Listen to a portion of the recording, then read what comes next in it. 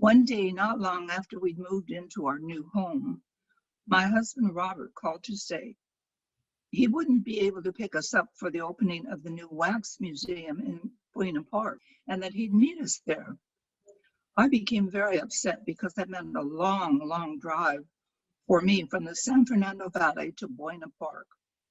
Seeing me upset, the four little Epsteins started acting up, and the baby Elaine, who was hardly a year old, screamed the loudest. As always, my teasing husband let the bedlam continue for a few minutes. Then he laughed and said, "Don't worry, Jackie, I've arranged for someone to pick you up." We got picked up all right. A golden limousine showed up and parked right in front of our house, driven by a very prim and proper chauffeur named Arthur. In those days, we're talking about 56 years ago, limousines were rare.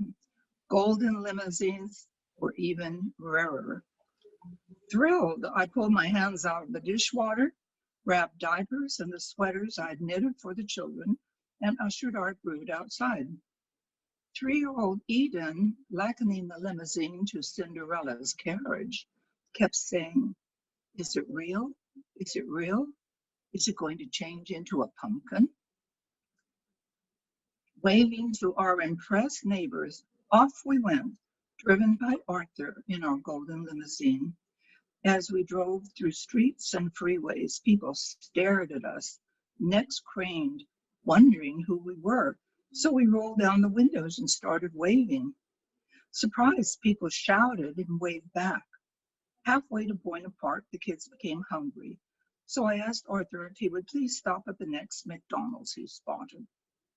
"Are you sure, madam?" he questioned. "Absolutely," I responded. Chagrined, he agreed and turned off at the first exit that sported a golden arch. When we rolled down the windows to order, people ogled us and asked for autographs.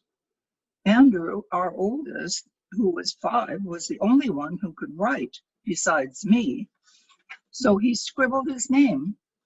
We had difficulty holding back our smiles and giggles, but no one cared. They couldn't recognize our names or us.